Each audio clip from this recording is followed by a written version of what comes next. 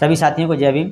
जाति प्रथा उन्मूलन की इस कड़ी में आज बात करेंगे कि गांधी जी ने जो बाबा साहब को जो है जवाब दिया, एक तरह से हरिजन पत्रिका में जो लेख में जो उनका क्या छपा था, जो 18 जुलाई 1936 को, उसी में जो पिछली कड़ी में आप जान सकते हैं, उसके कड़ी में जो है आप उसको ज़रूर देखिएगा। उसके बाद जो है उसी कड़ी में गांधी जी आगे कहते हैं कि ब्राह्मण का आध्यात्मिक शिक्षक का व्यवसाय तथा सफाई करने का व्यवसाय एक समान है, जो भगवान के सामने एक जैसे पुण्य के काम हैं और उसके समक्ष एक समय में पूरा काम करने पर समान पारिश्रमिक के अधिकारी हैं।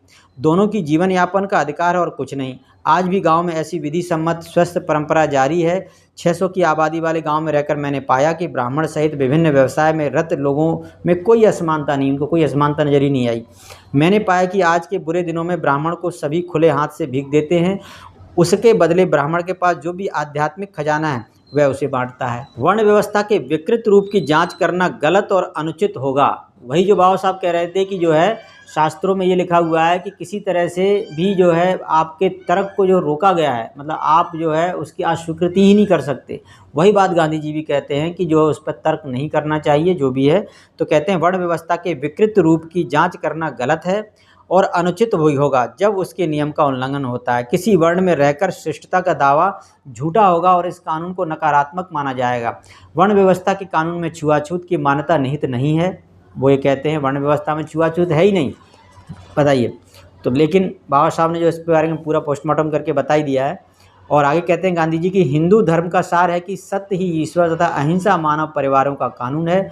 मुझे पता है कि हिंदू धर्म की मेरी इस व्याख्या का डॉक्टर अंबेडकर के अलावा कई लोग प्रतिवाद करेंगे या विरोध करेंगे। इससे मेरी स्थिति पर कोई फर्क नहीं पड़ेगा। इस व्याख्या के आधार पर मैं लगभग आधी शताब्दी तक जिया हूँ। अभी तक जो है इसी व्याख्या के आधार पर जो है लोगों को बताया और अभी तक मैं जिया हूं तथा मैंने भरसक इन्हीं मान्यताओं को जीवन में उतारने का प्रयास किया। इसी का उन्होंने प्रचार प्रसार किया है। आगे गांधी जी कहते हैं मेरे विचार से डॉक्टर अंबेडकर ने अपने भाषण में संदेहपूर्ण प्रामाणिकता और मूल्य तथा गिरे हुए हिंदुओं के सोचनीय मिथ्या यानी झूठे निरूपण को, जो कि धर्म के सही उदाहरण नहीं है, चुनकर गंभीर गलती की है डॉक्टर अंबेडकर ने, गांधी जी कहते हैं। आगे जो है बाबा साहब इसका जवाब देंगे। इसका जो है आप जुड़े रहिएगा कि इसका जो जवाब बाबा साहब जो है इस गांधी जी के जो है पत्र का, इस लेख का जो देते हैं। तो अभी आगे जो गांधी जी क्या कहते हैं उसको जानिए। जिन मानकों को डॉक्टर अंबेडकर ने अपनाया है उससे तो प्रत्येक विद्यमान धर्म संभवतः असफल हो जाएगा। गांधी जी कहते हैं जिन मानकों को अंबेडकर ने माना है उस आधार पर तो कोई भी धर्म जो है सही रह नहीं सकता, सब असफल हो जाएगा। अपने योग्यतापूर्ण भाषण में डॉक्टर ने अपने मुद्दे को अत्यधिक सिद्ध करने की कोशिश की है। क्या चैतन्य, ज्ञानदेव, तुकाराम, तिरुवल्लुवर, रामकृष्ण परमहंस, राजा राम मोहन राय, महर्षि देवेंद्रनाथ टैगोर, विवेकानंद व अन्य विद्वानों द्वारा सिखाया धर्म पूरी तरह गुण रहित है? इतना बड़ा भी जो इन सब लोगों का नाम देते हैं। जैसा कि डॉक्टर अंबेडकर ने अपने भाषण में बताया है, कोई धर्म उसके सबसे खराब उदाहरण से नहीं बल्कि सबसे अच्छे परिणामों से परखा जाना चाहिए, ऐसा तर्क भी देते हैं गांधी जी।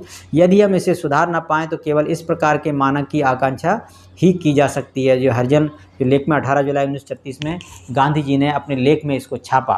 तो बाबा साहब इसका जो है उत्तर जो है क्या देते हैं, लेकिन पहले उत्तर से पहले अभी गांधी जी का जो अगला लेख और आएगा उसको आप जानेंगे।